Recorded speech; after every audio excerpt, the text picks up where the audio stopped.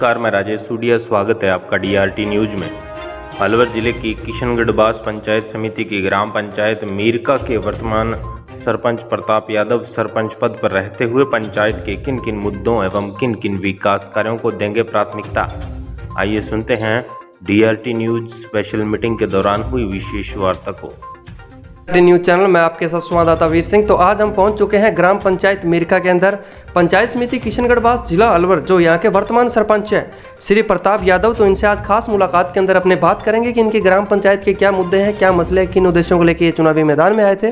तो सरपंच साहब नमस्कार पहले हमारे चैनल के अंदर। हाँ जी, शिक्षा के हिसाब से तो हमारे गांव में क्या है, मीरका गांव में एक कमेटी बनी हुई विकास के नाम से। उसमें क्या है कि गांव का इतना सहयोग है, हम खुद भी सहयोग करवाते हैं। पहले हमारे पास कोई फर्नीचर था, 360 नए फर्नीचर बनवाए जो स्टूल मेज, और स्कूल रंग पेंट के गांव वाले खूब सहयोग करते हैं, सभी लोग सहयोग करते हैं। अच्छा स्कूल है हमारा, शिक्षा के प्रति तो ये है हमारा, ये शिक्षा के प्रति मैं भी जागरूक हूँ। हर स्कूल में पानी की व्यवस्था, और जैसे पानी की व्यवस्था नहीं होगी कहाँ, जैसे टोहरी में पानी की व्यवस्था है, वहाँ टंकी भेजी कल परसों मैंने बच्चों के लिए, और वहाँ वाटर कूलर गया है गाँव की तरफ से, गया है टोहरी की तरफ से, वो हम उसमें लगे रहते हैं। शिक्षा के प्रति तो हमारा ये उद्देश्य, पानी के लिए कोई दिक्कत नहीं है। तो सरपंच साहब जैसे आपने नेक्स्ट मुद्दे को अगर बात करें तो जो मैं हमारी जो डीआरटी न्यूज़ की जो पब्लिक है वो आपसे पूछना चाहती है, आपका राजनीतिक परिचय क्या रहा, कितने टाइम से आप राजनीति में हो? मैं राजनीति से 2005 से हूँ जी, सरपंच बना हूँ, 2 बार सरपंच बन लिया जी। और क्या है कि मैं हमेशा विकास की तरफ ध्यान रखता हूँ जी। भाई मूलभूत सुविधा जैसे पानी है, पानी के लिए तत्पर रहता हूँ मैं। जहाँ कहीं अगर पानी की व्यवस्था नहीं है भाई, या तो जन सहयोग से करवाते हैं, या कुछ नहीं है तो लोगों को मिलजुल के हम काम करवा लेते हैं। पानी का भी क्या है, जनता जल उसके जल जीवन मिशन में मेरे यहाँ बस्सी बोर हुआ है, उसमें जो रसीद कटनी है, उसकी पाइपलाइन कटनी है, उसमें क्या है कि मैं कल गाँव से मिला था, भाई इसमें 10% जमा होगा। तो ये भी क्या है, पानी की जहाँ समस्या होती है पानी के लिए हम जागरूक रहते हैं हमेशा। और जो जहाँ भी कोई काम है उसके लिए हम जागरूक हैं, जितना हमारे पास बजट होता है बजट लगाते हैं जी। बिल्कुल।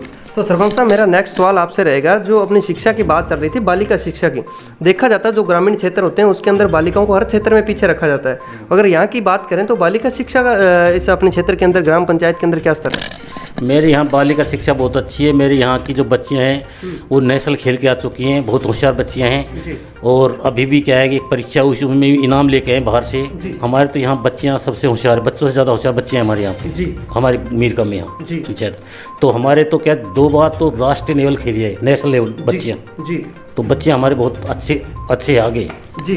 जैसे कि सरपंच साहब का कहना है हमारे मीरका ग्राम पंचायत की जो बालिका हैं वो नेशनल लेवल तक खेल के आई हैं, तो उन बच्चियों को कांग्रेचुलेशन हमारी टीम की तरफ से। तो सर मेरा नेक्स्ट इनाम देते हैं जी, जीत के आते जब उनको प्रोत्साहन देते हैं, इनाम देते हैं, कोई 500 1000 कोई कुछ भी, उनको आगे हौसला बढ़ाते हैं लोग जी। भामाशाहों का मतलब भामाशाह जी। तो सरपंच साहब मेरा नेक्स्ट सवाल आपसे रहेगा युवा पीढ़ी पे। देखा जाता है आपको जिताने के अंदर अहम भूमिका युवाओं की भी रही है, तो ग्राम पंचायत के जो युवा हैं नशे की ओर कितना आकर्षित हैं, और नशे की अगर बात करें तो नशा काफ़ी चरम सीमा तक पहुंच गया है। तो अगर यहाँ की बात करें मीरका की, तो नशे का क्या स्तर है अपने युवाओं के अंदर? ऐसा नशे के मेरे यहाँ युवाओं जो कुछ जागरूक युवा हैं उनमें नशे की प्रवृत्ति नहीं है, और कुछ जो अनपढ़ हैं, जो जिनको मतलब शिक्षित नहीं है, वो लोग जरूर इसकी तरफ हैं। बाकी जो बड़े हुए बच्चे हैं वो हमारे यहाँ नशे की प्रवृत्ति नहीं है जी। तो सर आज आपको पूरे भारत देश के युवा देख रहे हैं, ग्राम पंचायत के जिले के युवा देख रहे हैं, तो आप क्या कहना चाहोगे युवाओं से नशे से दूर रहने के लिए? मैं युवाओं से ये कहूँगा, एक तो मेहनत करके आप चाहे पुलिस में जाओ, फौज में जाओ, मेहनत करनी चाहिए। अगर वो नहीं है तो कोई फैक्ट्री में आपको रोजगार मिले। क्या है, खाली घर में बैठे रहो उसमें कोई फायदा नहीं है, और आगे बढ़ोगे कुछ करोगे तो सही है। क्या है, हमारे यहाँ एरिया में पानी खत्म हो चुका है, आगे भविष्य क्या अंधकार में लग रहा है मुझे आगे युवाओं का। भाई अंधकार में पहले क्या कृषि से काम करते थे, अब हमारे यहाँ पानी कमी आ गई, पानी कोई सूख लगे। तो युवाओं से मैं अपील करता हूँ कि वो या तो कोई सरकारी जॉब करें या फिर प्राइवेट जॉब करें जी। मेरा उद्देश्य ये युवाओं से कहना भी है कि आप ऐसा है कि पहले की बात मत देखो, अगर भाई मेरे 2 बीघा 5 बीघा में गुजारा कर लूँगा, क्या पानी नहीं है, पानी के बिना कोई गुजारा नहीं होगा। मेरा ये युवाओं से अपील है जी। बिल्कुल। तो सरपंच साहब मेरा नेक्स्ट सवाल रहेगा किसानों के ऊपर। जो भारत देश है वो जवान और किसान पे टिका और कृषि प्रधान देश है, और जैसे कि बात करें पूरे राजस्थान की, तो राजस्थान के अंदर जो पिछली बार अभी कुछ दिन पहले अगर अपने बात कर सकते हैं तो यूरिया डीएपी के लिए काफ़ी भारी किल्लत देखने को मिली।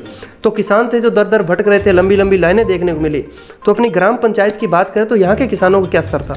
ऐसा हमारे किसानों को खाद नहीं मिला। खाद के लिए लोग बाग क्या कि दूर दूर से खाद लेकर आए। और हमारे यहाँ तो ये समस्या है कि अब जो कपास की बिजाई हो रही है उसमें अगर किसान को लाइट लाइट क्या है 3 घंटे मिल रही 3 फेज की। अब क्या है 1 बीघा हमारे यहाँ 5-6 दिन भरता है, वो पीछे सूख जाता है। तो लाइट की व्यवस्था नहीं, कोई व्यवस्था नहीं है यहाँ पे लाइट वाइट की और पेयजल की, कोई मतलब ऐसा लग रहा है कि बिल्कुल सरकार नाम कुछ ही नहीं है जी।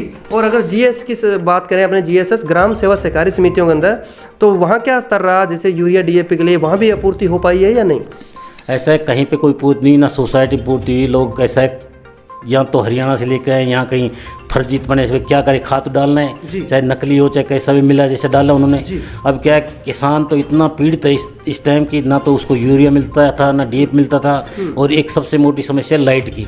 लाइट क्या है 3 घंटे में किसान क्या करे भाई, 3 घंटे में आगे इन बच्चों को कैसे पाले, आगे शादी ब्याह हैं कैसे क्या होगा, मुझे समझ में नहीं आ रहा। अगर लाइट ऐसी व्यवस्था रही तो मुझे नहीं लगता किसान बर्बाद हो जाएगा। जी बिल्कुल, मुझे ऐसा लग रहा है। तो सर आज आपको विद्युत विभाग भी देख रहा है, तो आप उनसे क्या मांग करना चाहोगे किसानों के लिए? मैं विद्युत विभाग से अपील करता हूं कि वो क्या है किसानों को कम से कम 6 घंटे लाइट दें। अब 3 घंटे लाइट, 3 घंटे में कई बार ट्रिप होती है। मतलब ये पोजीशन है कि पानी भरने के लिए लोग तड़प रहे हैं, मतलब पानी पेयजल के लिए परेशान हो रहे हैं। भाई पानी कहाँ से लाएं, बिगर लाइट पानी नहीं मिलता। आज 500-700 फुट से पानी आ रहा है, अगर वो जनरेटर चलाता तो 1 घंटे में कम से कम 10 लीटर डीजल खाता है, तो कहाँ से पानी पीने के लिए लाए। तो मैं अपील ये करता हूँ कि लाइट का विशेष ध्यान करके लाइट की पूर्ति की जाए, न तो सभी लोग तबाह हो जाएंगे। भाई चाहे मजदूर हो चाहे किसान हो चाहे युवा हो, वो तबाह अब भी है, इस टाइम भी है बिगर लाइट के। क्या है किसान के पास और कोई सहारा नहीं है, उसके पास सहारा सिर्फ ये था भाई अपने पशुओं का दूध बेचते थे। आज की पोजीशन ये है कि तूड़ा का रेट 700 हो रहा है, एक पशु कम से 200 रुपये तूड़ा खा जाता है, 10 किलो पशु दूध देता है, 40 रुपये किलो 400 रुपये हो जाते हैं। तो पशु आज 600 रुपये का एक पशु 600 रुपये खा रहा है। तो किसान तो सबसे बुरी हालत किसान की हो रही है इस टाइम। जी सर, तो किसानों के लिए क्या है कुछ सोचना चाहिए, ये मैं कहता हूँ सरकार से। जी, तो जैसे कि अपने बात करें किसान जो भारत देश है वो जवान और किसान पे टिका है, और किसान अगर अपना अन्नदाता है, तो सर मेरा नेक्स्ट सवाल आपसे रहेगा जो मृत्यु भोज है। जैसे कि अपने सीएम साहब और पीएम साहब ने जब पहली बार कोरोना आया था तो एक गाइडलाइन जारी की थी कि मृत्यु भोज बंद होना चाहिए। और अगर ग्राम पंचायत मीरका की बात करें तो मृत्यु भोज का क्या स्तर है आज के टाइम में? मैं मृत्यु भोज खिलाफ हूँ। मैं लोगों से कहता हूँ मृत्यु भोज हमने मना कर रखा है, बिल्कुल बंद कर रखा है। अगर किसी को 2 पैसे खर्च करने, मान लो या तो स्कूल में कमरा बना दे या धर्मशाला बना दे।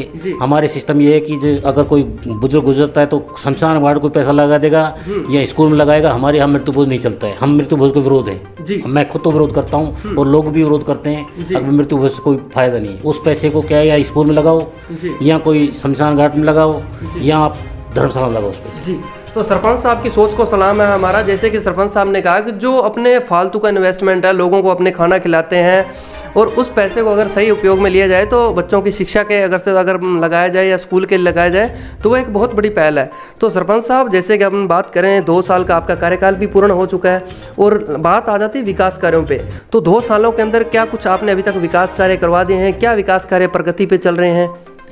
ऐसा विकास कार्य करवाए, एक मीरका में कोई रोड बनाया है, एक टोहरी में जहाँ पानी भरे हुए थे वहाँ पे रोड बने हुए हैं। एक हमारे क्या है कि मोटी समस्या हमको ये है कि हमारा जो यहाँ पे मेरी बड़ी पंचायत है, इसमें बहुत सारी मोटर लगी हुई हैं, उसके बिल की व्यवस्था बहुत मुश्किल हो जाती है। बिल क्या है 30-30 लाख के बिल आ जाते हैं हमारे, कहाँ से भरें हम बिलों को?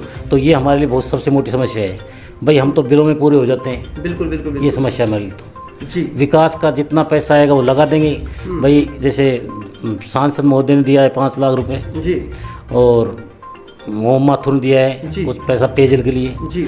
तो मैं तो ये कहता हूँ कि भाई लोगों की जितनी सेवा हो जाए उतनी कर देंगे, जितना पैसा आएगा उतना लगा देंगे। तो हम तो यही कर सकते हैं। जी, जैसे कि सरपंच साहब काफ़ी टाइम से क्या है कोविड चल रहा है, कोविड की वजह से बजट भी स्थगित हो रखे हैं, और अभी देख रहे हैं कि बजट मिल भी रहे हैं, और ग्राम पंचायतों में विकास कार्य भी अभी सुचारू रूप से सही मायने में तो अभी स्टार्ट हुआ है। जी, तो सरपंच साहब आपने हमें 10 मिनट टाइम दिया, आपका भी बहुत बहुत धन्यवाद। साहब आपका बहुत बहुत धन्यवाद, आप बता रहे हैं। जी, जय हिंद, जय भारत। देखते रहिए DRT न्यूज़ चैनल। मैं आपके साथ संवाददाता वीर सिंह।